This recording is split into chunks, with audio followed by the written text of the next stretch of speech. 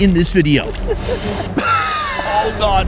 I'm traveling all of Southeast Asia in search of this region's worst-rated foods.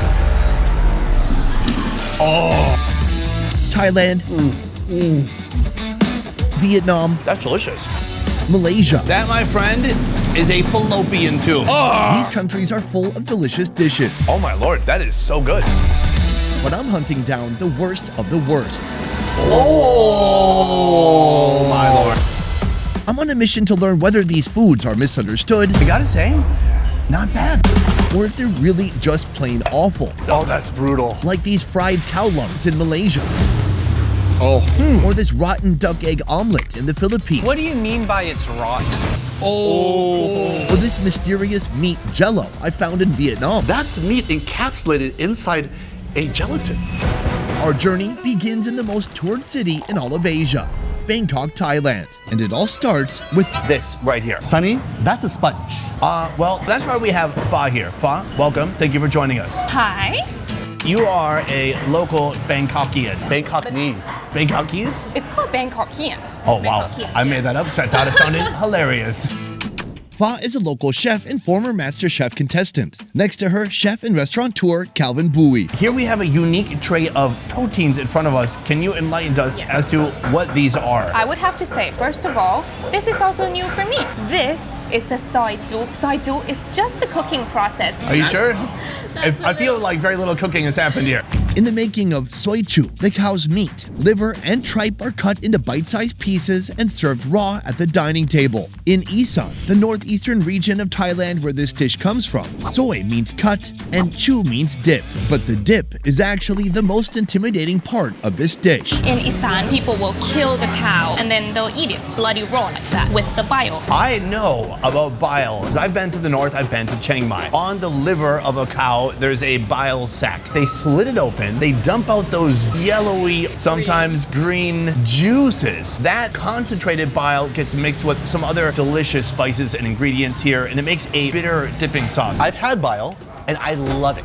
Really? I love that acidic sweetness. There's nothing like this on the planet.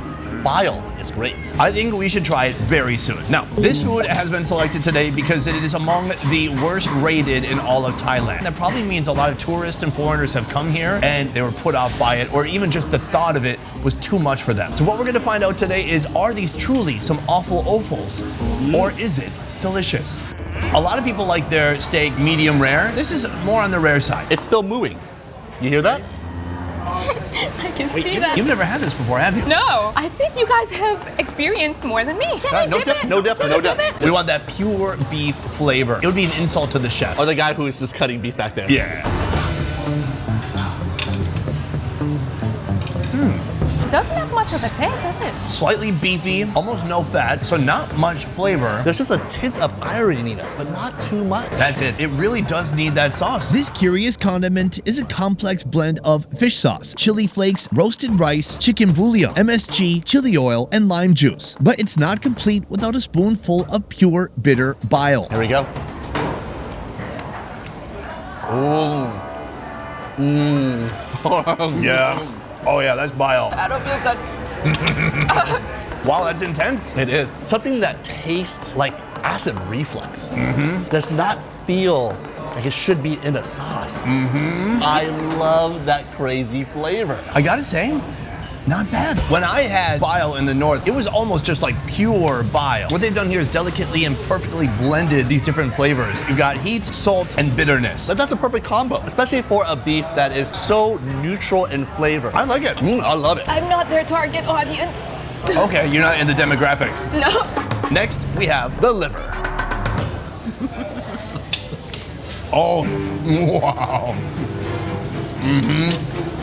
Way more intense. You can really feel the tissues break apart as you bite through it. It's soft, it's tender, it's too tender. It almost dispersed when you bit into it. The blood, the rawness. And then we have the stomach. It's a lining of the stomach. It's where holds the poop. I love it even more. Oh yeah, smell it. Oh my God. I smelled what it ate yesterday. In Thailand, we call this kitchen towel or kitchen rags. Because it looks like it has some threads hanging off of it. same flavor, completely new texture sensation. 10% chewy, 90% crunchy texture. I like it because it soaks up all that great sauce. It really is like a towel for that sauce. So this is our appetizer to the day. A lot of people, they're afraid of this dish. I feel mixed. The meat, actually, I enjoy. The version of the sauce here, I thought good, well balanced, and a good use of bile. The sauce, oh, wow, that explains the sauce. The sauce is not gonna be for everybody. It's going to be violent. But once you can get into those flavors, you can really enjoy it. Fa, pass or fail? Fail. Okay. I'm sorry. You have to be brave to eat this. So we have a long, adventurous day ahead of us, and by the end of today, we're gonna be eating one of the most controversial foods in all of Thailand with a full-time professional eater, Mark Wiens. Coming up next, the food that's ranked #1 on Taste Atlas's list of the 61 worst-rated foods in all of Thailand. Ma'am, put her there. It is a pleasure to meet you. I'm very excited to be here today. This kitchen is full of action. Sai runs a 30-year-old restaurant, a culinary icon when it comes to Southern Thai food in Bangkok. Bangkok, if you didn't know, is the most toured city in all the world. And a lot of foreigners, when they come here for the Thai curry. Today we're having a Thai curry, but with a little bit of a twist. This is a fermented fish entrail curry. This dish, known locally as Kaeng Thai Pla, is the worst dish in all of Thailand, at least according to Taste Atlas. People love fish, they love curry. I think the main part that people get hung up on is the entrail part. Fish entrails includes intestines, stomach, liver, kidneys, swim bladder, and reproductive organs. Folks here ferment fish entrails with salt for a month, creating this muddy sauce that is the most crucial component of Kaeng Thai Pla. Right here we have 5 different buckets that are 5 different types of fish. Right. We have the snakehead fish, we have the bile of the fish, we have mackerels, and we have the mullet. Calvin, here's what's gonna happen next. No! Oh yes. Once I lift up this lid, there's no going back. It's probably gonna smell great. That's probably why it's on our list for today. 3, 2, 1. Oh God. Oh. Actually, it doesn't smell that bad. It smells quite nutty, almost like sesame. Huh? Oh. I didn't do it. It is pungent. You're right. There's a nutty aroma of wet sesame. Now, listen. I think we could get really deep in there. Oh, that's brutal. If fish had their own sewer system, this is what would be inside of it. It's not just their guts, it's whatever was in their guts too. Now this is something that where we come from would probably be discarded. But here, people are taking the entrails and fermenting them. Why use that part of the fish? It's just to preserve the leftovers because you eat the meat and you got the gut left. So you have a lot of food waste, right? And you don't want that. That's why people came up with the recipe. The preparation of Kaeng Thai Pla begins with all types of fermented fish entrails joining together in one pot. So I'm curious what it is about this that turns people off, because it's pungent, it's powerful, but it smells good. So why do you think that some foreigners have difficulty with this dish? Because it turns out very spicy in the end. That's just it. Because the fishiness of it, people like it. Turns out, alongside the fermented fish entrails, this dish includes a shrimp paste made with loads of fresh chilies, dried chilies, black peppercorn, and white peppercorn. This paste is responsible for the infamous spiciness in Kaeng Thai Pla. The chef adds water to the mixture, then tosses in garlic, turmeric, lemongrass, galangal, and rice. He lets the pot simmer for 2 hours before straining its contents, revealing a smooth sauce that'll form the base of this curry. After diluting the base with chicken broth, the chef finishes the curry with kaffir lime leaves and smoked mackerel. Let's give it a little bit of a sniff. Smells really nice. I like it. It's a strong smell, but it's not pungent. It's not off-putting. It doesn't smell rotten in any way. It smells amazing. It smells very festive. Dang it, I should have said that. It all starts with the rice. And then you spoon the soup onto the rice. Before we get to the fish, I think we just really try to soak in that entrail-laden sauce with some of that rice. So good. Whoa, I put a bit too much, Alvin.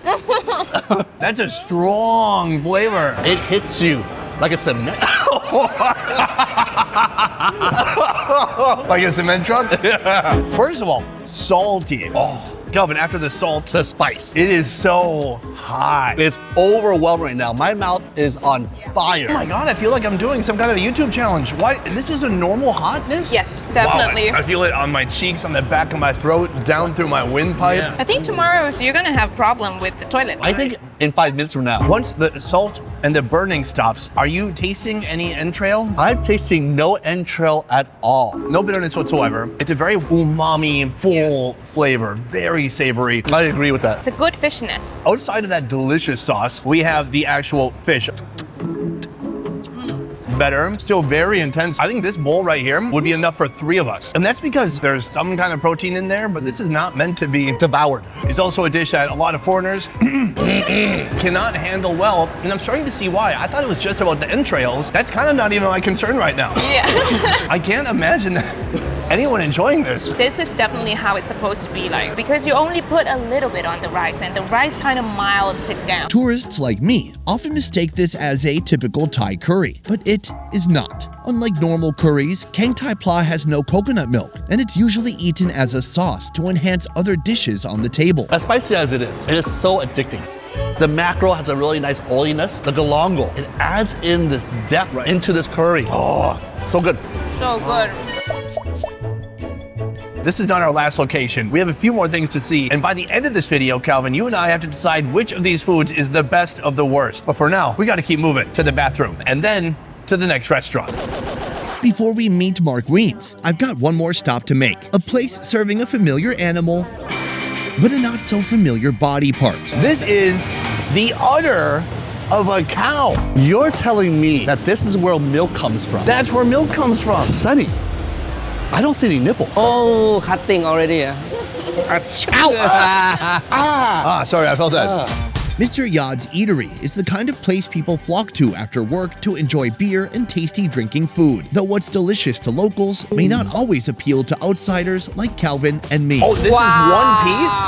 Oh, Oh my Lord. It is so heavy. It's dense. It's spongy. And you see the milk dripping. Ugh. Oh, People, when they think of a cow's udder, they think it might be like an empty milk bag. It's not that way at all. You can see as he cuts the tissue, there is no clear big pocket full of milk. Instead, it's this big complex of tissues and reservoirs that hold the milk inside. It's like a sponge. That is what every ounce of milk you have ever drank has strained through. It's a giant cow breast. but Sunny, isn't that considered the brisket in America? No, Calvin, because the brisket is the chest right here. This is not the chest, it is the udder or the breast. To me, I gotta say, the meat looks fascinating. It's a texture I've not seen before. It's a unique tissue. I think it's gonna be yummy. I agree. All right, folks, we have our mysterious cow udder right here, but next to it, another one of Thailand's most worst rated foods, duck beak. essentially the beak is not edible because it's just bones, but it's the cheek, the chin of the duck that is attached to the beak. Wait, do ducks have a chin? Yeah, it's just the meat all around the beak. Our chef chops each mandible of the duck beak into halves and marinates them with oyster sauce, soy sauce, chicken powder, garlic, and pepper.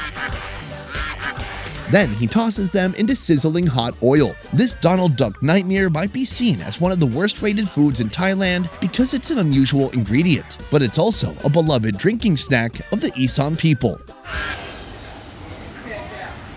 I think the tongue might have a bone in it. I took my bone out. Smart. This guy knows his ducking anatomy. I do. If you look at like a pig tongue, cow tongue, no bone in the tongue. Humans, hold on, Probably not. nothing. Ducks, they got a bone inside. You got to pull it out because it's kind of hard. I love this flavor. Greasy, a little bit of smokiness. There are degrees of crunchiness, from kind of soft crunchy to hard crunchy. It's not like a big satisfying bite, but it's a little temptation. This is what I would love to sit around and just drink beer with. You've got it ready. Cheers. Why don't I have one? I assumed you didn't drink. And you're not over 21. So this, a delicious appetizer, but we are here for this. First, our cook slices the udder thin. Then he infuses the slices with flavors of soy sauce, oyster sauce, MSG, chicken powder, and garlic. So probably the reason that foreigners might find this a bit challenging is because in the US, we're eating male cows. Female cows, they're used for giving birth to new cows and providing milk. It doesn't make sense to kill off the one of the two genders that provides the milk. Since udders are mostly composed of fatty tissue, grilling is the best cooking method. Is this more expensive or is it cheaper than typical beef? It's really rare, but but it's almost half the price of the normal beef. Half the price. Like our first dish, soy chu, this delicacy comes from Isan, where people value every part of the animal, including their milk bags. And the owner claims that it is definitely the greatest of all time. The udder doesn't really have a lot of fibers to it. You're not biting into a piece of meat where it's tearing apart. It's almost like eating something that is more fat laden. It gives off a spring, almost a bounce. It's between lungs and tongue. It's similar to the beef lung in its consistency, but I would say not as dense and more spongy. I appreciate the flavor. It's almost like eating tendon or something. There's no strong protruding flavor. Tendon has a little bit of gaminess. This tastes a little bit sweet. It has a very dairy mouthful. So the more I eat, the more I taste the actual milk from the udder. Do you like it? I'm not against it, but I don't find that the sweetness really permeates what I want in a protein. Texture-wise, it's not the texture that I'm looking for. I love it. You do? Yeah. I love the texture. It's like a fun activity for your mouth. I'm doing reps over here with my jaw. I like it. Well, the owner told me that this kind of resembles a car tire for him. Not quite selling it to the mass audience. But coming up next, we're gonna be trying one of the most controversial foods that you can find in Thailand with a full-time professional eater. Mark Wiens. Mark? Thank you. Full-time eater Mark Wiens is a YouTube icon. 15 years of sharing his travel and dining experiences have earned him a fan base of nearly 11 million and counting. As a longtime resident of Thailand, he's here to guide us through 2 of its worst-rated dishes. Before we get into this, I want to ask you some questions, Mark. Some people, when they watch your videos, they might get the sense that Mark enjoys everything. But surely there are foods you've tried before that you did not like on camera. Can you admit 1 or 2 foods that you've absolutely not liked? What is a food that you do not like, Mark Wiens?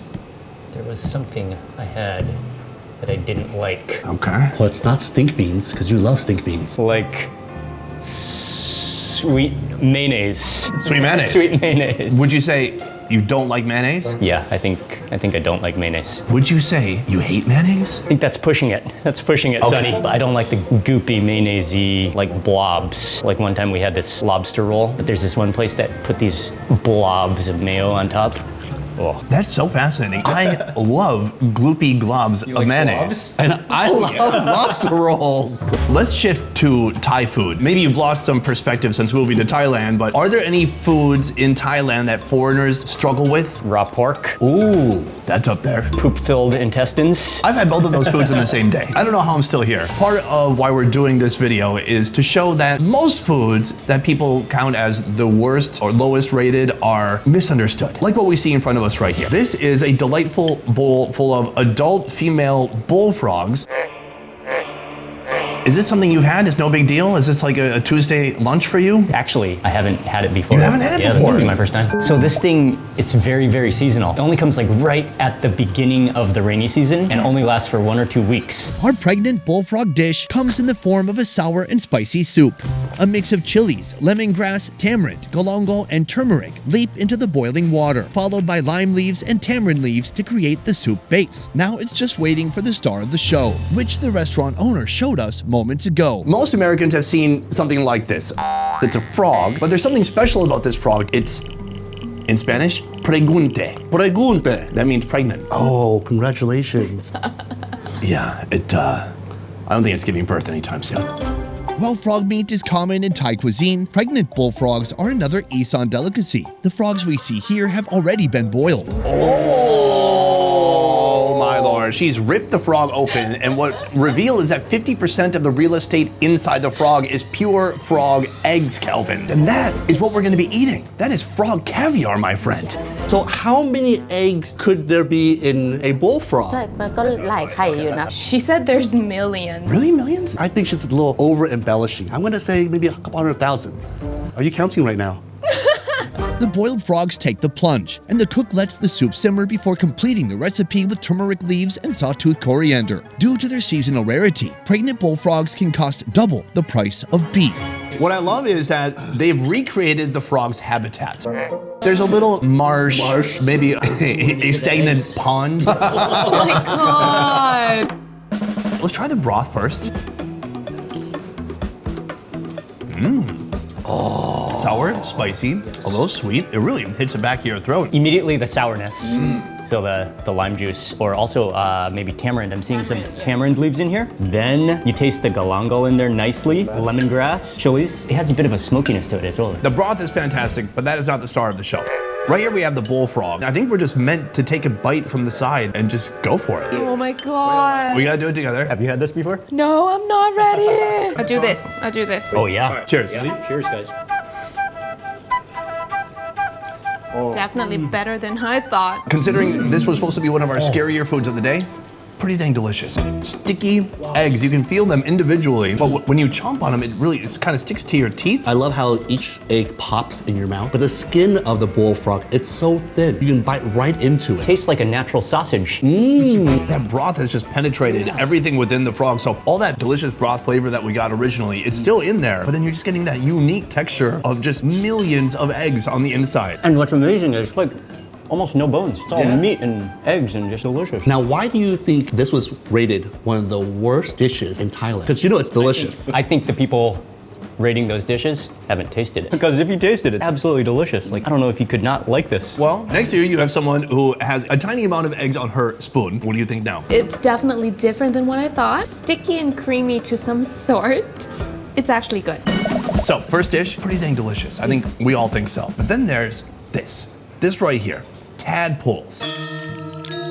This right here in my hand, a big goopy pile of tadpoles. That's what we're gonna be eating as well. It's gushy, it feels gooey. Calvin, put 2 hands out, please. Sure, like that. You feel that? It's like a bunch of dead minnows or something.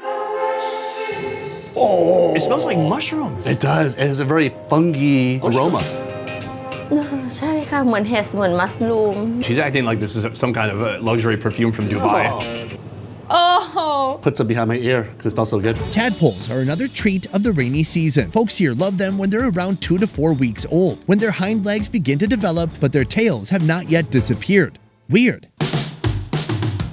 The classic Isan tadpole recipe goes like this. Tadpoles are mixed with chili paste, whole shallots, fish sauce, fermented fish sauce, MSG, green onions, sweet basil, and whole chilies. Why do people like the tadpoles? พิเศษตรงที่ว่า It's not fishy at all. They don't have bones in there, so it gives like kind of a frog taste, but melt in your mouth. Like foie gras. Right. Like frog gua. The mixture is wrapped inside banana leaves, secured with toothpicks and steamed. All you have to do is take out the toothpick and spread open our little package.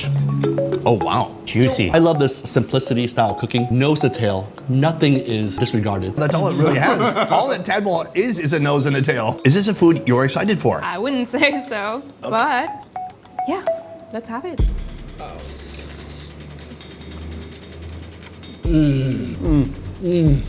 Whoa, that's a lot going on there. I have a mix of emotions. The tadpoles have an odd texture to them. It's not melting in my mouth per se. It's like I can feel their body collapsing under my teeth. It's almost like eating little anchovies. Oh, that's a better, yeah. I love these flavors. Herbaceous. Spicy, sour. It's goes perfectly with sticky rice. It's juicy, it's flavorful. Yeah, this is incredible. Fa, honest opinion? She said it's like kind of like foie gras, right? There's no foie gras in this.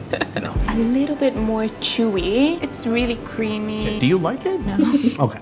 Sorry. At least she's honest. I'm a little bit in the middle. I love the seasonings. I love the flavor. The texture is a bit unusual to me, and I think you were spot on when you said it's kind of like... Baby anchovies. Yeah. Am I gonna come back here next time I come to Thailand and come here craving this food? No. No. No? No. But I can eat it, I can appreciate it, and I can understand what locals love about it. It's good in its own way. It's just also an acquired taste. Yeah, well, I'm handsome in my own way, so. An acquired taste. Oh my God, I got roasted. 400 degrees Fahrenheit by Mark Wiens. With our mission in Thailand complete, Calvin and I are hopping on a short flight to the capital of Malaysia, searching for more of Southeast Asia's worst-rated foods. Right now, I'm holding a giant set of beef lungs, a crucial ingredient in one of the worst-rated foods in all of Malaysia. This country is full of delicious food. But this time, I've asked my audience to suggest their worst-rated foods in all of Malaysia. And today, I'll be trying those foods. A soup made with fruit. It's out there. I'm on a mission to learn whether these foods are misunderstood Why do you think this is one of the lowest rated foods of Malaysia? or if they're just plain awful. Sonny, what is this? And it all starts right here. Good day, Calvin. Welcome to Kuala Lumpur, Malaysia. I'm so excited to be here, Sonny. This is my first time in the entire country of Malaysia. I asked my audience to vote on which foods they thought were the absolute worst in all of Malaysia, and today, Sonny, another list of bad foods. not necessarily bad foods, but foods that have been misunderstood, like the foods you see in front of us right now. Ooh, Joining me, these look good. my good friend, chef and restaurateur Calvin Bui. His first Malaysian meal is just a warm-up for what's about to come. I don't know what we've been waiting for. Tanjung Bunga, a humble eatery serving everyday Chinese Malay dishes for everyday folks. But for the adventurous, Steve? Nice to meet you. they've got two contenders, often crowned as the worst of the worst. First of all, we have beans, but not just any type of beans. These are known as stink beans. Locally known as patai, these so-called stink beans have earned a notorious reputation You want to give them a sniff? I do. for their pungent aroma. They smell fresh. They smell delicious. Now it's fresh, it doesn't smell that much. When you cook it, it does smell a little bit different. My guide for today, Ming, a food content creator and local expert. Why do you cook it for? It's perfectly fine raw. First, the stinky beans are removed from the pods and boiled briefly. It has a subtle garlicky sting to it, this residual flavor that sticks around in your mouth, but this to me, delightful. I see sweetness, I see freshness, I see something that literally came out of the ground. Now, I have a question for you. Off a tree. Off a tree. What is it about the cooking process that makes the smell, the aroma come out? Stir-fried with belacan. Belacan is fermented shrimp, so it pairs super well. The chef adds shallots, balakam powder, which is like a dried shrimp paste. Then there's sugar, MSG, and all that fries together before adding sambal, the iconic spicy Malaysian sauce. In go the stink beans, some bell peppers, a touch more sugar, and the fried shrimp. It's all stirred together until the flavors meld, combining the powers of the pungent bean aroma with smelly fermented shrimp. It's a 1-2 punch of pure stinkiness. We have it very commonly during dinner, during lunch. Yet somehow it ended up on our list, and I think that folks here assume Calvin and I will be afraid of beans that are stinky. Yeah, you guys are not afraid of anything. I think we just give it a nice big scoop. I've got so many of those beans right here. You ready to do it? Yeah. Cheers. Well, the texture changes a lot after it's cooked. It becomes more crunchy. There's a fermented quality. I think fermented shrimp is working hand in hand with those beans to create the pungent flavor. I wonder what the bean and the shrimp combo. Ah, yes. So good. I like it. I do too. It's better with the shrimp. The shrimp adds a nice sweetness to this dish. I think this dish has a bad rap. If they change the name from stink bean to something else, this dish would be amazing. Why do you think this dish gets a bad rep? Some people don't like that distinct flavor. It's not really tasty to them. You wouldn't want to eat this before going on a date. I've been married for several years. I don't care. A typical normal person, like, me, age 24, getting a date for the first time in 4 years, I would not eat that beforehand. But I would eat something else so I wouldn't be so hungry at the restaurant because I was broke. Eat a lot of bread. Right. Yeah. What now?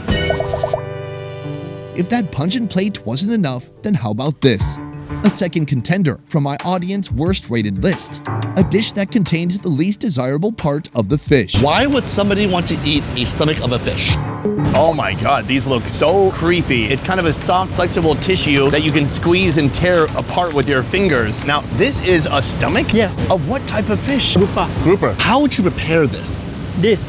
We need to clean everything up, pickle with the salt for about 2 weeks. 2 weeks? Yeah, 2 weeks. It works like this, Calvin. Man, I'm really craving fish stomach. In 2 weeks. Exactly. In a pot, a generous amount of sambal is heated in oil. If you're wondering what's in it, here's the breakdown. Garlic, dried chilies, lemongrass, turmeric, fresh chilies, shallots, torch ginger flour, and chili paste, all blended into a fiery aromatic base. This will serve as the foundation for our fish stomach stew. Is this something commonly eaten in Kuala Lumpur? It's not very common, but in Peranakan, one of the specialties is puri ikan.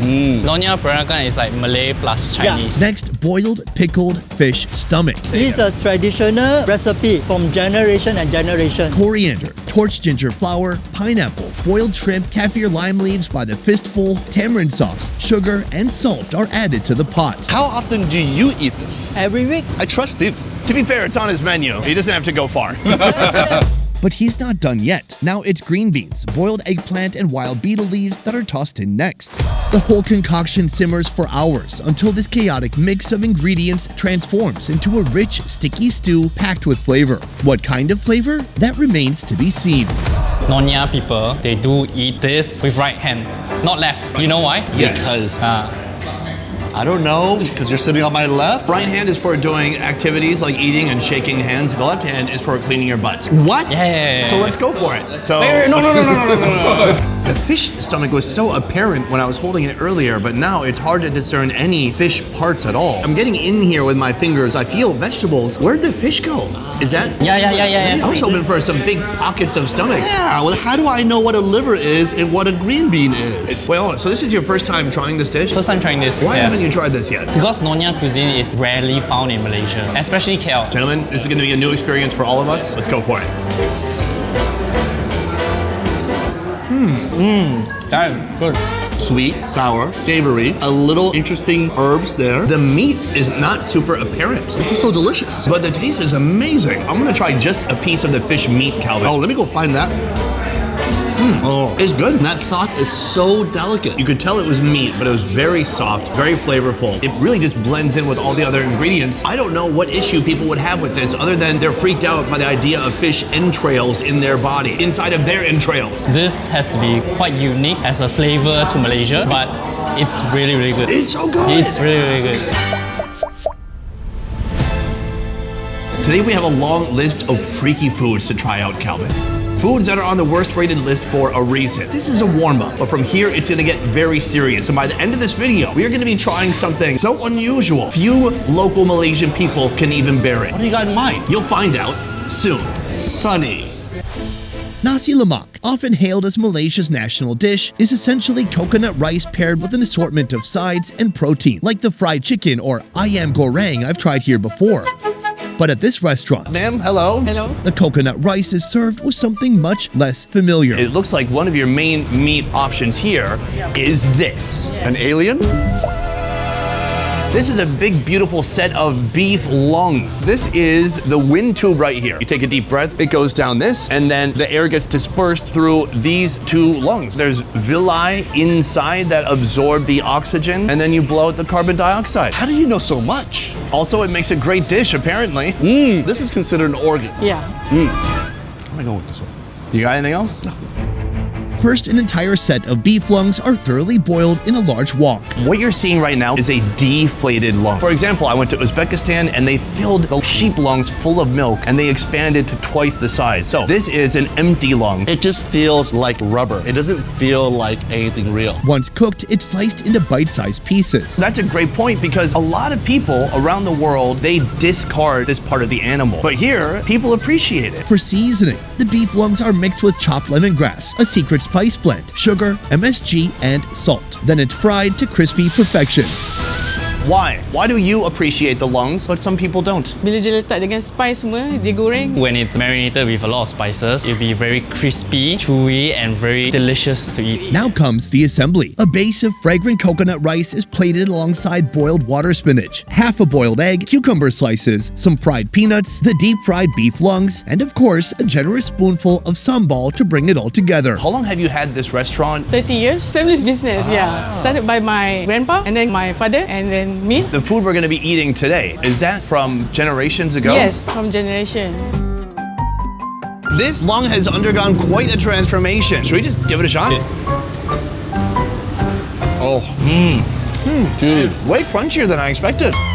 There's layers of flavor. It's crunchy, then it's spongy. It soaks up all that flavor so well. I have this before, the sambal version, but this one's so much better. It's crazy good. It's really good. The question arises, why do people vote this as one of the worst dishes here in Malaysia? I think it's because people don't like intestines and whatsoever that's organ-based. You're not just talking about outsiders, you're talking about Malaysian people. Yes, Malaysian people as well. I think most people don't like it because they never tried it. That's a good point. And I feel like that's been a theme in this series so far. People not liking foods because they're intimidated by them, but they've never actually tried the food. But as far as I can see, this is delicious. When you mix it with the other ingredients, it gets even better. With the rice, the sambal, the peanuts. I will come back here again. And you, as a local, you've had it before, but it's your first time having it this way. I love it. It's recommended. There you go. What else do you need to hear?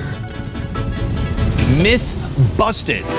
Soon we'll see what happens when you turn the smelliest fruit in Asia into a savory fish soup, one of the worst rated foods in Malaysia. But next, we're after one more prized organ, a strange protein that when eaten is said to give women super baby-making abilities. So what is it? Sir, very exciting to meet you. Very happy to be here. Tong Lang Sang restaurant, not the one next door, is dishing up a dining option with an ingredient Sonny, what is this? most have never dreamed of tasting. That, my friend, is a fallopian tube. Sorry, Tom. The owner, Mr. Tong, tells us more. Where do you even get a fallopian tube? From the pig farmers.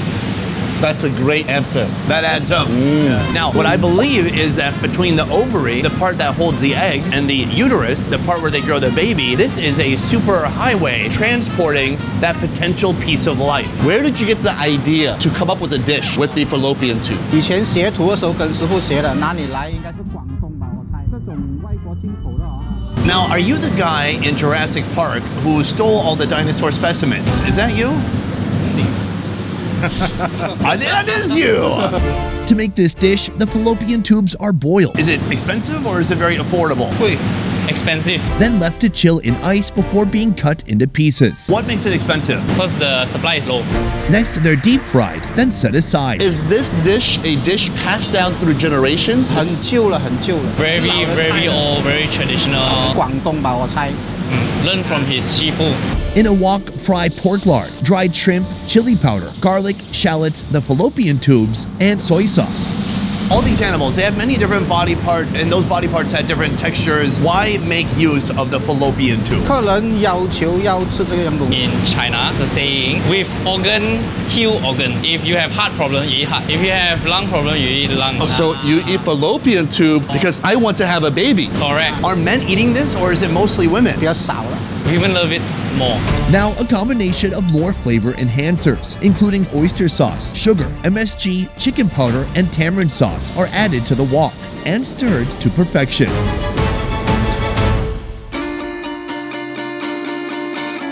Gentlemen, white rice, fallopian tubes. Is there anything else you need in life? Calvin, take a look. You can't really see it from all the way over. Okay, let me help you with that. There we go. And coming your way. Here we go. And Calvin, take a look at that. Wow! So shiny. It's glistening, isn't it? Not only does it look delicious, but it reminds me of chitlins in the South. Which are usually made with intestines, right? Yes. So have you had fallopian tube before? No, fallopian tube is not as common, but intestine is very common. My biggest concern though, did they clean it properly? Because it can taste a little bit, PU. I think, well, look. I think so. I'm not mixing it with rice. I'm just getting a spoonful of tubing and going to town. Gentlemen, cheers. Cheers. That's good. I love it. Textures, flavors, everything about it. I never thought you could take such an ingredient that people throw away. It makes something so delicious. I guess the main shining feature of this food would be the texture. A little rubbery. It's not chewy. It still breaks apart pretty easily. Tastes like the snail. I actually like the texture. Oh, I yeah. can't find that texture in any other ingredients. Calvin, you're a chef. If you had a fallopian tube, how would you prepare it? I wouldn't do anything different. I think he really mastered his craft. I think he utilized the fallopian tube. What's been fascinating about our tour so far in Malaysia is basically everything that we've tried has been outstanding. This is truly a case of a country whose food has been misunderstood. I'm loving almost everything I'm trying. But from here, we have one more food remaining. It's durian. Huh? There's a reason durian is banned in many hotels and airports across Southeast Asia, and not just because it looks like a medieval weapon. Come on, try it. The problem is the smell. Even the bizarre food's icon could not keep it down. For some, the smell is reminiscent of gym socks, overripe cheese, or rotten eggs cranked up to 11. So how is it that this infamous fruit is turned into one of the worst rated foods in all of Malaysia? Good evening, ma'am. Hi. We're about to find out. Have you ever met someone who did not like durian? Ada setengah yang Half the people she know hates durian. So it divides your friends, but which friends do you go out with then? ni lah. All her friends love it. Exactly, because if they don't love it, they're not her friends. They're out. Ain, the owner of this street-side food truck, is not here to sell you fresh durian. Instead, she's taking this king of fruits on a wild ride, turning it into a soup with fish. So how does that work? First, the durian is freed from its spiky prison and mixed with salt, sugar, and chilies. Then it's left to ferment or chill out for 7 days. Give it a big sniff. Calvin? This is tempoyak, an East Coast specialty on the Malay Peninsula. It smells like mango with tagine. I smell nothing of the durian in there. No mango. No mango. It does smell like mango, yeah. I completely agree with your assessment. When you mix it with all the ingredients, the durian pungent smell is reduced. That's what people in the world should do. They should mix their durian and then eat it. No, I don't agree. Durian is good by itself. But underneath here, we have the actual soup. Let's see it. Whoa! In this big pot of soup, the durian mixture is cooked with more chilies, turmeric, lemongrass, salt, and big chunks of catfish. The smell is so fruity. What does the durian add to the soup? Durian ni bila kita dah saya akan The durian contributes the creamy texture and sweet and sour. Is this ready to eat? It's ready. If that's ready, I'm ready. I'm ready. Are you ready? Are you ready? Then we're ready. There's 3 parts. There's the head, there's the middle, and the tail. Which one you want? I'm ready. Are you ready? I'm ready. Why do you think this is on the list of one of the worst rated foods in all of Malaysia? Because of the pungent smell, and it's durian. The people who hate durian, they obviously hate this, right? Yes. But do all the people who love durian love this? Not exactly, I think. It's not easy to find, that's why people don't even try it. So once again, it's a food that perhaps people have heard of and they're afraid of, but they've never actually tried it. I don't know if I'm gonna really enjoy this or not. There's no hearty vegetables in there. There's no crunch. Doesn't really have much depth. I think we should try that broth first. I'm ready. Let's go for it.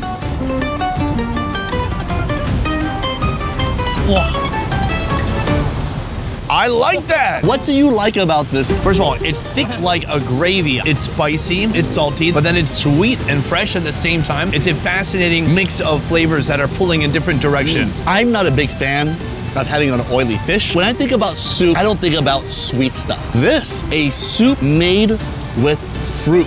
It's out there. I think we should get a little bit of everything together. Add a little bit of that sambal. And a little bit of sambal on top.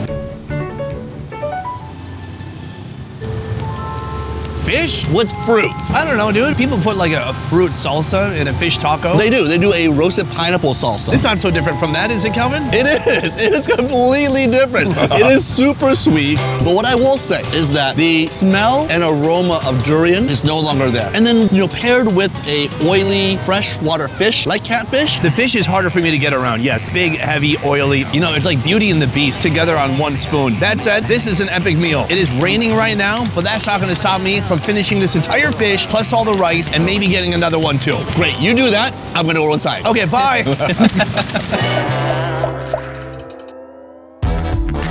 Malaysia. We came, we saw, we ate some surprisingly good food. But now it's time to up the ante as we hop on our next flight, bound for Manila in the Philippines. Right now I'm holding a tray of rotten duck eggs. Instead of being thrown out, here in the Philippines, these will be turned into this country's worst rated food. This country is full of delicious food. But this time, I've asked my audience to suggest their worst rated foods in all the Philippines, and today, I'll be eating those foods. It looks like animal larvae. How do people survive this? Don't worry, Sonny. It's full of salt. I'm on a mission to learn whether these foods are misunderstood, I'm a little nervous, or if they're really just plain awful. And if I crack open the abnoy egg, smelly things inside. And it all starts with a controversial Filipino macaroni salad. So there's fruit, there's noodles, there's jellies, all these different items you wouldn't think to find in one bowl, all mixed together. For you, Chewy, have you ever tried this dish? Yeah, a lot of times when I was a kid specifically. A 6-year-old Chewy, did he enjoy it? No. Do you like it now? No. Joining me to take on Manila's worst rated foods, local Filipino food blogger Chewy, and my good friend, chef and restaurateur Calvin Bui. So what is it about your dessert that so many people love so much? Cheesy po, ganun. She said that it's sweet, it's creamy, and cheesy. Her customers love it, so they order on repeat. This macaroni is the bestseller at Jess's Dessert Shop, operated from her own home kitchen where she does catering for special occasions. Here, Jess brings together a vibrant medley of ingredients, starting with tender elbow noodles as the base. She adds a burst of sweetness with fruit cocktail, tangy pineapple chunks, and soft white jellies. A playful splash of radiant green jellies adds a neon pop of color and texture, while a handful of plump raisins brings a chewy contrast. Richness comes into play with cheese, taste. Sobrang tamis. The most important factor is the cheese, and they like it sweet. To bind it all, she folds in layers of sheer indulgence. Silky condensed milk, creamy mayonnaise, and a perfectly balanced sweet cream mix. The result is a decadent, multi-textured dish that some claim to be the worst-rated food in all the Philippines. It's like so complex that are you eating a dessert, or are you eating a pasta, or are you eating a salad? It seems like ADHD in a bowl. But again, subjective. So this is going to be our first culinary introduction to the worst-rated foods of the Philippines. Are you excited? How do you feel right now? I'm excited. I like noodles in almost anything. I'm gonna go just kind of for the noodle and that white cream combination. Wait, why is your spoon so small, buddy? What? That's enough.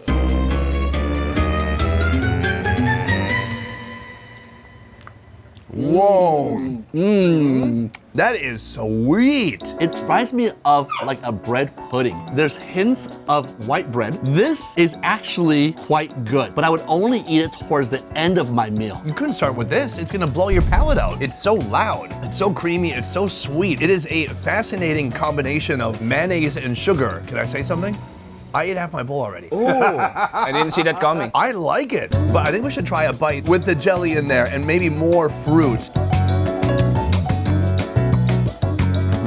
It's working for me. Texture, nice and dense. It really holds the flavor and it coats the mouth. Then the sweetness really rides through that dish. And actually just watching you eat it makes me so happy because I know deep down inside, you're telling yourself at 28, your palate has matured. And you traveled the world and this is something you actually like. But not yet.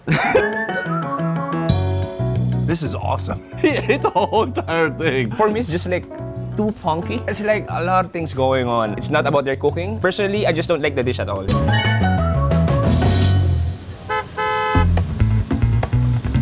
After our early morning meal, it's time to try a real Filipino breakfast. Only here, their breakfast combines sweet chocolate and something from the ocean. Sir, put her there. Very happy to be here right now. I'm seeing all this food going out. It's like classic breakfast stuff. What type of a restaurant is this? This is an all-day breakfast. We serve Filipino food with a little bit twist of Western. In addition, you also serve porridge. Yes, the traditional chocolate champorado. Porridge, delicious. Chocolate, yummy. Here's the twist. They also put inside fish. Why? Filipino love dried fish, so we combine it with the champorado, and it's good with a balance of sweetness and saltiness of the fish. Champorado, or chocolate porridge, starts with glutinous rice overcooked in a big pan with water until it becomes the perfect mushy, soft texture. On the side, water is boiled in a small pot and joined by cocoa powder, where it's whipped into a thick sauce. Combine the sauce and porridge and stir it into something beautiful. Then add sugar and chocolate ganache. Now, Chewy, did you grow up eating this dish? Yeah, so it's a perfect breakfast, especially when it's raining. It's cold outside, and then your mother will cook a champorado. Chef Norbert's fish of choice is dried salted herring, which is deep fried in oil for just a few minutes to make it crispy. Strain and let the fish cool. Then remove the bones and scales. So when you're eating this, can you clearly taste the chocolate? For sure, man. But then can you also clearly taste the fish? For sure. Okay, then it's weird. Yeah, I don't know. It's gonna be pushing my culinary comfort a little bit. Calvin, how do you feel? I'm a little nervous, I'm gonna be honest with you. Believe me, it's good. Pour that steamy, sweet chocolate porridge into a bowl. Drizzle some cream on its surface. Add a scoop of chocolate ganache, crushed chocolate bar, and that salty ocean-dried fish. The final decorative touch, marigold flower petals and mint leaves. Gentlemen, here it is. The consistency looks beautiful. It's nice, it's thick. To me, this resembles like a rice pudding. I'm expecting something very sweet. Okay. That was so delicious. Delicious, warm, chocolatey, smooth, rich. I like it. But this time, let's add some of that fried fish. I'm so nervous right now, Sonny. Hey, if you don't like it, you don't like it. Just you'll have an entire nation that hates you.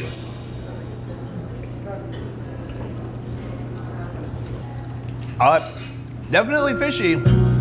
It's beyond just salt. This is not just the salt bringing out the sweetness. There's a fish in there. But it's absolutely delicious. You like it? I do. That salt packed cured fish blends so well with that smooth, delicate chocolate. Flavor composition wise, I can say it's good. This is like a childhood memory when I ate it. I can appreciate why people like, I don't know, man. I don't like it.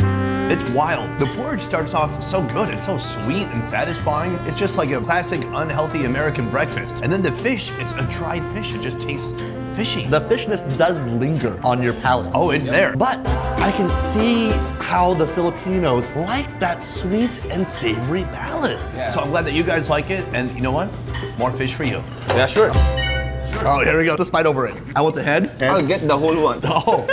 I'll get the flour then. Just a couple doors down from our breakfast paradise, you'll find the Philippines' next most worst rated food. Unlike the vibrant, eye-catching dishes you typically find in Manila, like fried quail eggs soaked with neon orange food coloring, here you'll find a rare soup with a dark, black, bile-y looking broth. Can you tell me what is the food we're going to be trying today? The food we're gonna try is called the Tula Itung, or the black beef soup of the Tausug tribe of the Sulu archipelago.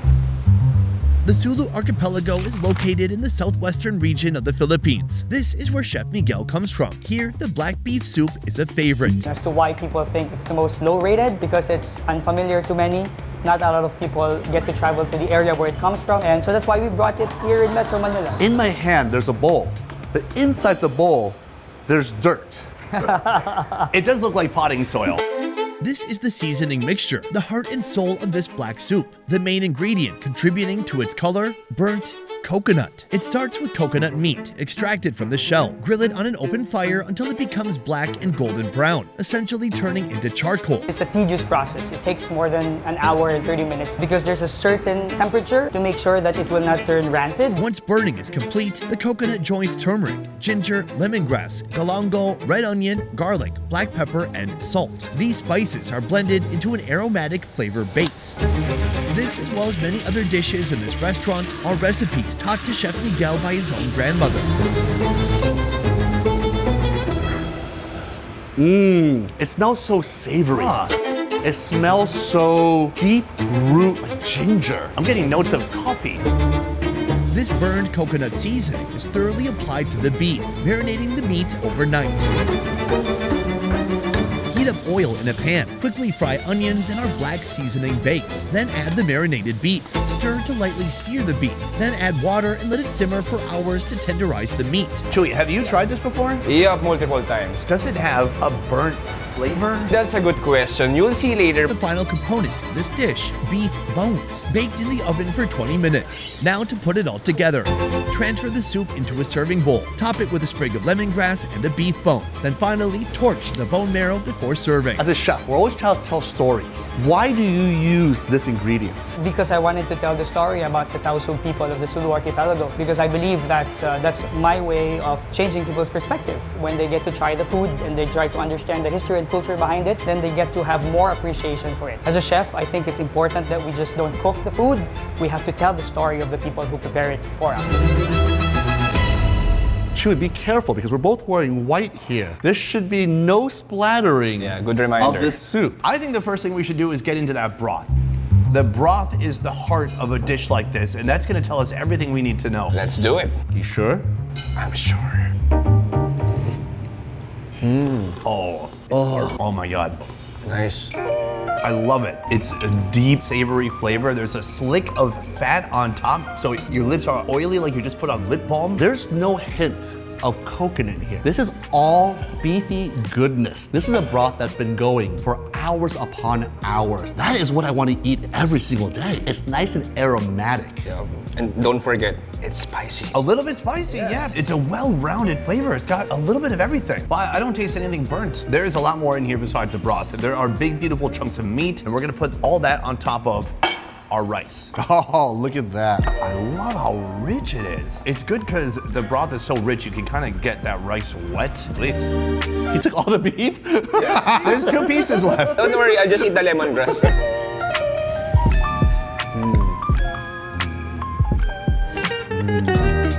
Oh my Lord, super tender, soft. By looking at it, you would think that this dish is gonna be really heavy, but this one, it's so light, it's so well balanced. That broth really brings everything together. This, one of the best things we've had this entire series. Wait, there's something more. There is bone marrow sitting in this bowl. Why don't we do an alternate bite and put the bone marrow over the beef with a big scoop of rice? Oh, God. Oh, yeah, that looks rich. Like adding butter.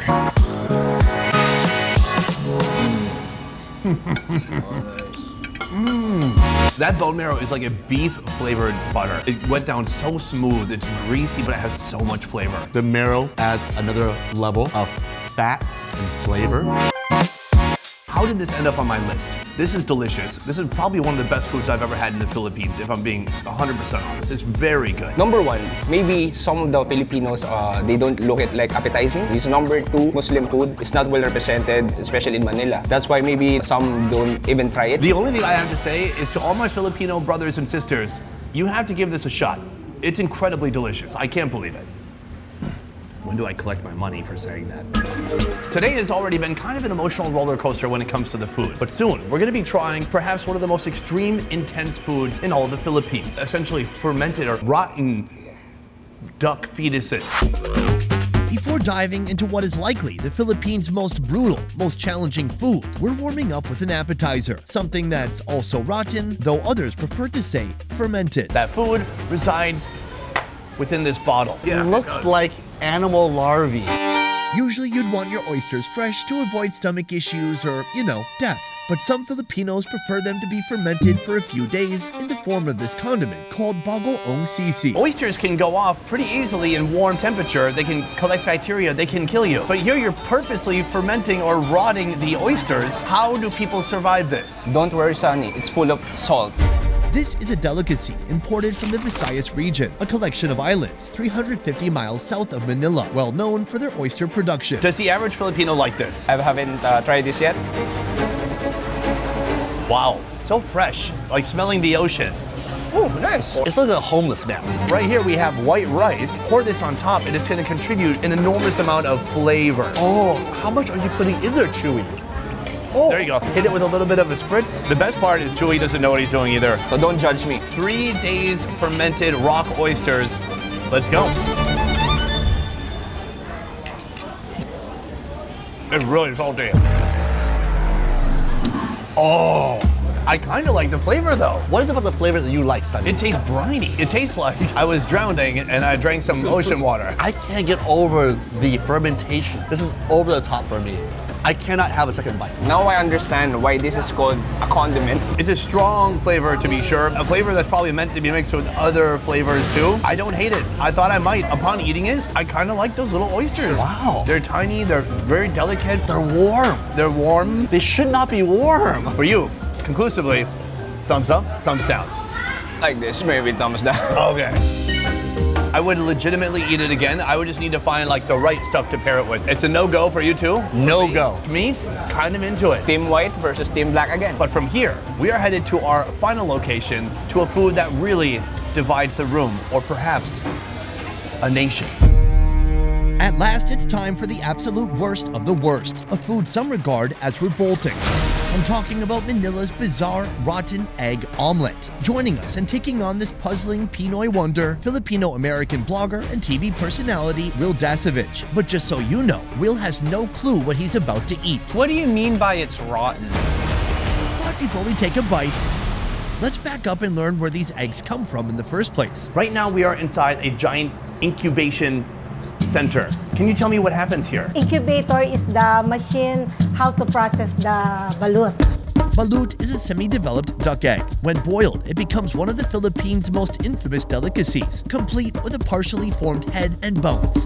That is the worst looking and best tasting balut I've ever had. Here, a standard balut is fertilized for 15 days before it's ready to eat. But on the 11th day, these eggs are inspected and divided into 3 categories.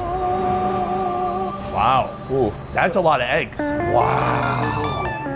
Look at all that. We will separate the penoy, the balut, and the abnoy. So right here, these are all 11 days. Yeah. First of all, there's the normal balut, the ones that are growing normally, that's good. We're gonna put them back soon. Then there's pinoy. What is that? The penoy is the unfertilized. Okay, so it's not growing at all. No. Then there's the abnoy. Or the rotten egg. The abnoy, it started developing and in the middle, it's like it died basically. There's like a dead rotten chick inside like that. That half-developed rotten abnoi egg is what we'll be having for dinner in a dish known as bibingka abnoi. If I crack open the abnoi egg, what am I gonna see? Very smelly things inside. Start by cracking 10 abnoi eggs. Liquidy, pungent, and some with partially formed body parts. Rotten eggs is one of the worst smells that there is. But it's delicious when it's cooked. When it's cooked. If you're following along at home and haven't fainted from the odor, then let's proceed. In a pan, heat up palm oil and fry garlic, red onion, tomato, black pepper, salt, MSG, and seasoning powder. All powerful flavors that seem incapable of combating the smell of rotten duck embryos. Joey, have you had this before? Twice. I'm not a fan. Add this promising seasoning mixture to the abnoi eggs and mix well with parsley. Saneh, I might have met my limit here. This is by far going to be the most extreme food you and I have tried in this series.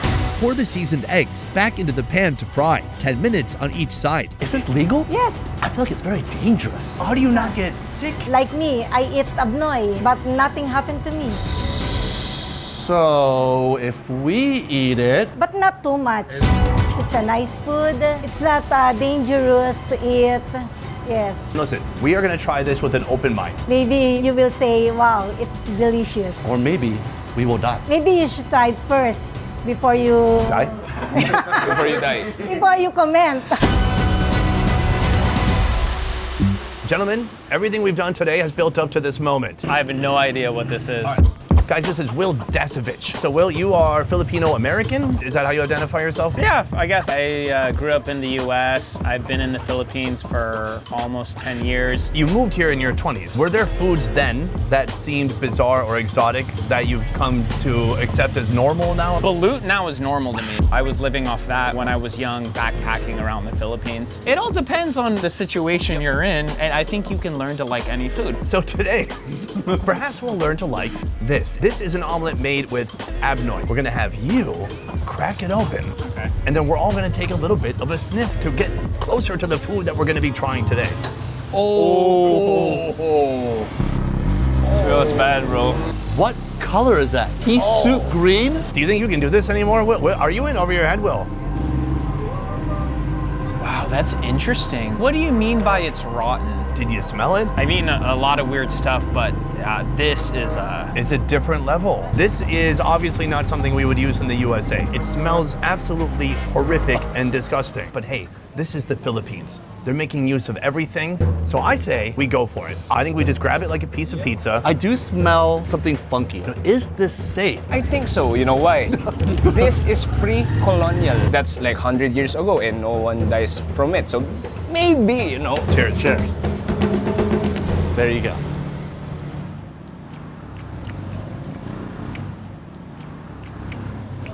Wow. That is so savory. Thank gosh you put a lot of salt in there. Very salty. I don't see salt. I see savoriness. It's a great war between that savory and sweet. It might smell bad, but that is delicious. You can taste like the really pungent flavor of it, but same time it's delicious. I don't know if I like it. I think something in my brain, after seeing that egg get cracked, is saying, no, stay away from this. This is dangerous. This is not good for you. For me, it tastes kind of like an overcooked omelet with bagoong on it. But the taste is not as bad as the smell. 100%. Cooking it has tempered that smell a bit. Do you think by dipping it into the vinegar? Oh, it'd be way better. Some red onion, chili, vinegar. Oh, way better. It's actually nice. It balances it out. Yeah, I'm telling you. I'm just worried about the health component at this point, but I gotta say, that's a pretty passable flavor. I kinda can't believe it. I think this is probably started as a food of necessity. Folks are making use of something that would ordinarily get thrown away, but there's still protein here. In the end, it turns out that the way they've prepared it, it's actually pretty palatable. It's just good, man. This is a flavor that I don't think you can get anywhere else. Will, but I wanna know, for this food, yes or no? It's easy. Easy? It's not bad. After eating rotten duck eggs, I thought I'd tried it all. But no, we have one country remaining. After a short flight, Calvin and I have landed in Saigon, Vietnam for one last round of misunderstood eats. This is rotten, putrid, fermented shrimp paste, and it's one of the worst rated foods in all of Vietnam. This country is full of delicious dishes, but today I'm hunting down the worst of the worst. Shall we give it a shot? No! On a mission to learn whether these foods are misunderstood or if they're really just plain awful. One of the worst rated foods in Vietnam is this right here. We've come here to Ba Chin restaurant for our first challenging dish, nem chua, or raw pork sausage. That doesn't sound safe. This dish, along with 2 others we'll be trying later, are heavy hitters on Taste Atlas's list of the worst foods of Vietnam. And we're on a mission to find out if this food guide is actually accurate. We have another food that we're gonna try first. It's like a Vietnamese hot dog. As an introduction to the worst foods of Vietnam, we have Taste Atlas's 42nd lowest rated. This is nem nung. Like the upcoming nem chua, this is also a pork sausage, except it's thoroughly cooked. That sounds delicious. It's made by finely mincing pork along with garlic, sugar, fish sauce, and spices. The mixture is shaped into sausages and grilled until slightly charred. Here, it's eaten with some leaves, herbs, pickled veggies, and ban hoi. The noodle that's been shaped like a web. This is the nem nung right here. It looks juicy. Let's give it a wrap here. Let's give it a little dunkaroonie in this beautiful peanut sauce. Peanut sauce.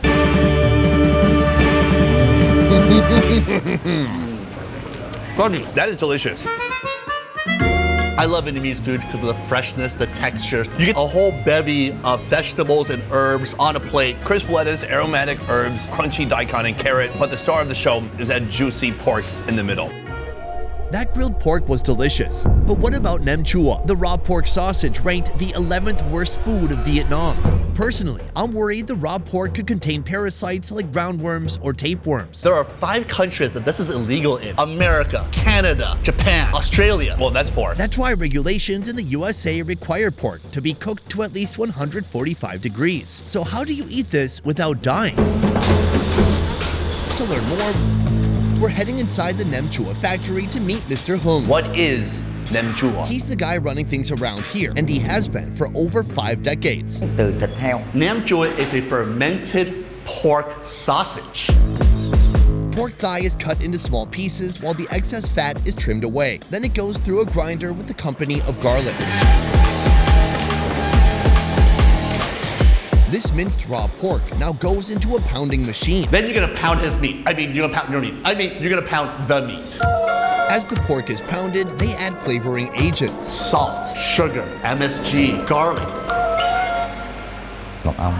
Oh, thank you. You're gonna pound it so that it is smooth, stringy. You want it to be super, super fine. After being beaten and seasoned, the pork loop gets mixed with shredded pork skin to create a bouncy texture. From here, no further ingredients are added and no heat is applied. The question is, this is still raw, son. Right. Why is it safe to eat this pork that's raw? Now, they cut the pork mixture down to small pieces, package it, and let it ferment at room temperature for 3 days. The lore has it that a woman once put raw pork into the cupboard, left it for 3 days, she forgot about it. She came back, she ate it, she said, wow, that is so good.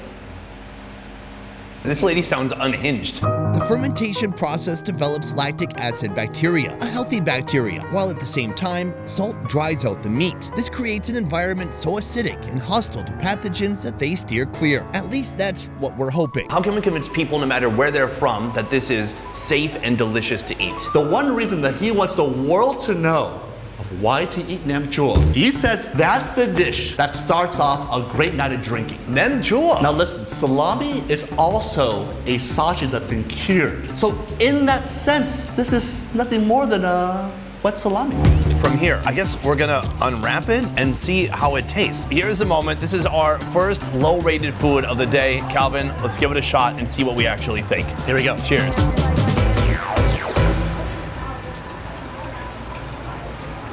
That's delicious. I think people who don't like this haven't actually tried it. I think they hate the idea of it. They're scared of it. Oh my Lord, that is so good. That really is a great way to start any party. It's a great contrast between the sweetness of the pork, that wild honey, the black pepper, the garlic. As soon as you walk into his factory, you're almost carried away by a waft of garlic aroma. It's enough garlic to vaporize a vampire. There's no vampire behind. There's no vampire. It got vaporized. I'm sold. So aside from the flavor, it's also a texture sensation. It's this really bouncy meat experience. And you can actually feel the threads of the pork as they've settled into this little meat cube. Why do you think this is among one of the lowest rated foods in Vietnam? I think just because, one, that really acidic flavor. But number two, there really isn't anything like this around the world. So Calvin, this is stop one, but we still have 2 more low rated foods to see today. Each location that we go to is gonna get more and more strange, ending with the most smelly food in all of Vietnam. And we're gonna eat that. We're gonna eat that a lot. Next up, everyone's favorite dessert, Jello. Except in Vietnam, they make their Jello with pork. It's quite possible you've never had this food before. In Vietnamese, it's called thịt đông. Thịt đông. Đông. Đông. Đông. Đông means coagulized. Can you tell me more about this dish? Món truyền thống của Meet Miss Uy, a former French restaurant accountant. She's now running 2 restaurants specializing in northern Vietnamese flavors. Thịt đông is usually found in the northern region of Vietnam. It's usually served during holidays, birthdays, and weddings. To make your perfect wedding day meat Jello, start by partially boiling pork hocks, ham hocks, ribs, and pork skin. Then rinse in cool water and cut everything into smaller chunks. Marinate the pork with a seasoning mixture of caramel sauce, pepper, fish sauce, oyster sauce, soy sauce, and other seasonings. What do folks like about this food in Vietnam? It smells nice. It tastes good. This is what they carry with them as heritage. Heat up some oil and saute shallots for a fragrant base. Then add the seasoned pork and skin. Once the chef finishes stir-frying, you're gonna see how this pork becomes Jello. In a big pot, add the sauteed meat and skin. Fill it up with a flavorful pork bone broth and simmer for 3 hours. This not only deepens the flavor and tenderizes the meat, but it also extracts the key ingredient crucial for making Jello. That is, gelatin that comes from the thick pork skin. As braising completes, add wood ear mushrooms for some fun crunch, contrasting the tender pork. Place carrot slices into a bowl, then add in the pork and broth. Sprinkle with pepper and refrigerate for 2 hours, allowing it to set, suspending these pork bits in time and space. In Vietnam, pork jelly isn't just a fun way to make your meat jiggle, it's also a way to preserve the food, as gelatin insulates the pork from the air and bacteria. I gotta get a closer look at it to understand. Oh, wow. That's meat encapsulated inside a gelatin. I feel nauseous a little bit, but not because of the food, just because of the concept. It's like when you realize that we're just a bunch of apes floating on this big planet in this huge solar system, and perhaps we have no purpose. And Sonny, this is a food show. Right. The classic pork jello is accompanied by warm rice and pickled mustard greens, but Calvin and I insist on going straight for the meat. I hate to say it, Sonny, I'm not really looking forward to this. I am skeptical. There's so much pork in this. It's like the side of a pig in a spoon. It's gigantic. Should we give it a shot? No. Okay. Yes.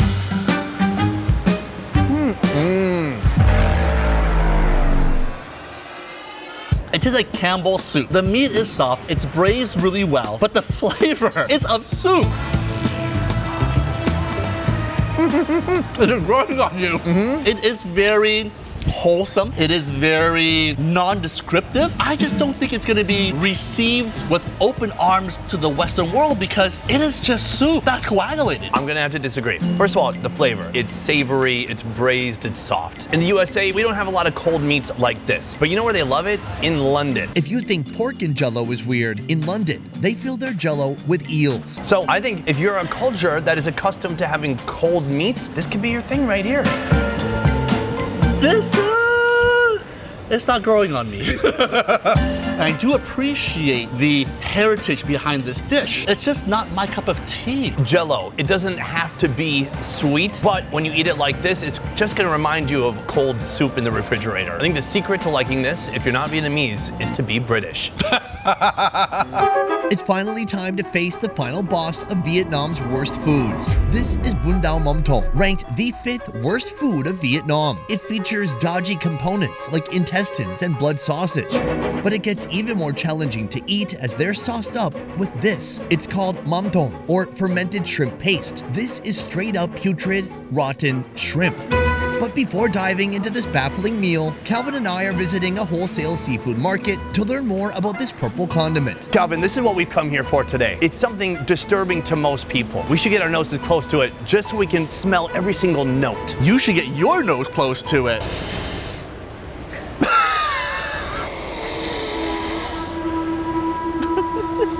Oh God, that just gave me asthma and cured it at the same time. This is one of the most putrid smells I've ever encountered. What? It smells fantastic. Miss Swin, the shrimp paste queen, makes this smelly sauce by mixing crushed shrimp with salt, then letting it sit and ferment for about 7 months. Sonny, this is just rotten shrimp. And people here love it. Over time, bacteria and enzymes break down the shrimp, creating a condiment rich in probiotics, minerals, and a smell so strong the Vietnamese actually believe it scares away evil spirits. What is it that Vietnamese folks love so much about this food? Vietnamese people can travel all around the world, but the moment that they get that aroma, it brings them back to Vietnam. Woo! Briny, Salty, gritty, umami, flavor bomb, Nagasaki in my mouth. The taste, it's like cheese. Sometimes the smell can be strong and off-putting, but when you put it in your mouth, you kind of like it. Now, Sonny, we don't usually just pour it out of a barrel. Nobody eats it that way. So from here, we're gonna head to the restaurant and we're gonna try this the way it's meant to be tried. Leaving the market, we've come to Dien Hai Restaurant, a place well known for Bun Pak. With fermented shrimp, there is a trick to make it more palatable. 1 heaping teaspoon of sugar. Next, the kumquat, the acid to this. Are you a 2 chili kind of guy or a 4 chili kind of guy? 1. We're gonna cut those right into your bowl. Grab those chopsticks that you have there, Sonny, and start twirling. Oh, it's fizzing up. It's bubbling. There's a chemical reaction taking place inside of my bowl. Nobody understands why this is happening. We don't know, is it the acid or is it the sugar or what actually is causing this froth? Give it a taste. Whoa. So much more palatable, sweet, spicy, acidic. Still plenty of funk, but delicious. Surrounding the shrimp paste, we have a cast of fried delights waiting to take a pungent plunge. Here you'll find fresh tofu, crab cakes, spring rolls, pork ear sausage, blood sausage, cartilage sausage, green sticky rice patties, and pork rolls. All of that gets fried to crispy perfection.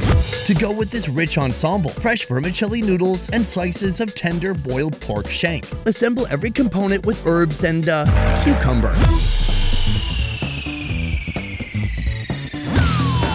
This is so much fun to eat. You want to get the moon? A pressed brick of vermicelli noodles. Fried tofu. Next, this is just like this morning's pork, fermented, but now they fry it up. Finally, this is the shank of the pork. I like to dip this into the shrimp paste and let that drizzle right on top. Take one big bite. With all that? Yes! Oh my God.